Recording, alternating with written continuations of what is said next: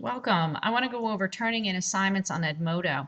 I give the option to my students that when we're doing certain classwork, various worksheets, that they can do the assignment digitally, that they can open up the Word document here and type their answers in, or that they can print it out at home on a paper copy and keep the papers in their notebook. So we kind of have a foot in both worlds here, both the paperless and the digital world. As you can see here, my students read A Dog's Purpose by W. Bruce Cameron, and they were given 3 different Word documents that they were asked to read and use for facilitating answering the questions and for understanding the novel. So when we go over here and take a look at my student here and see what he turned in for us, we see that he attached his Word documents. Now, wonderful thing about Edmodo, I can annotate directly on the screen. I don't have to download anything else. The document just opens up right here in front of me, and I can see the student's work, what he did or did not do. And I can also insert comments.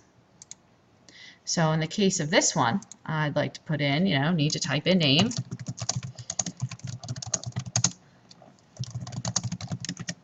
So that we know who you are by typing in your name. And then scrolling down.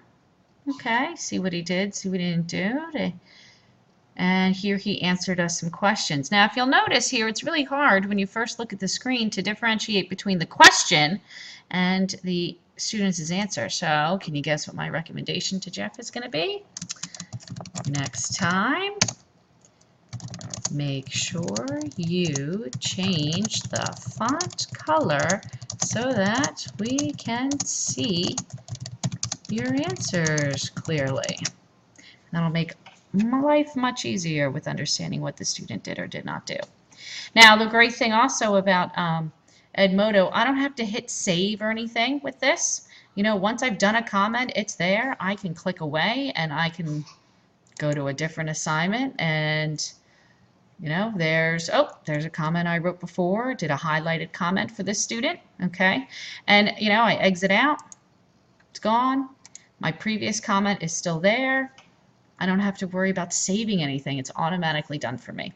Now, about the students that want to keep stuff on paper? I still want to have a record that they did it. So I can take a look here at the class and I can see who has turned their items in. And I still see a whole bunch of them still have left to turn their work in. But I want to take a look at Emily's here. Now, if you'll notice, Emily here, she typed in one of her responses here, which is great. I can read it and reply back. And then what should be catching your eye is this.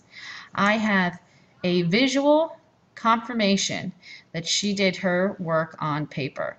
I don't really need to read this right here. I can go check it in her notebook if I need to go through it word for word. But the point is for them to be reacting to the text, not for me to be checking their answers.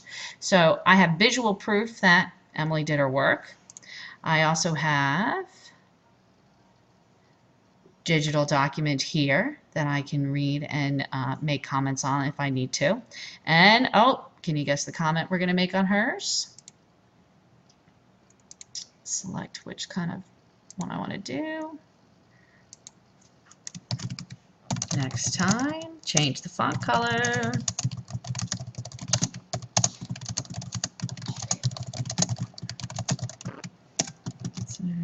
Clearly.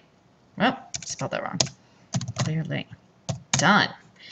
And again, she can go back and take a look. So it's nice to have, options here, and it gives the students options as well, that if they want to turn it in via on the computer, but for the student who doesn't have the computer, well, he or she can take a picture of it, take a JPEG, and we can quickly see it. And I have visual confirmation and proof and say, oh yeah, you did do it on paper, that's fine. In the past I've had students just tell me, like this, in the case of here, Alexa did it on paper. Okay, that's great, but I like putting the component in of the visual picture so that I have proof. There it is. I know what the paper looks like and can easily find it. Now, could they take their friend's paper and take a picture of their friend's paper? Yes, they could. But the trust factor here is important. So if you have any other questions about turning in things via Edmodo, please let me know.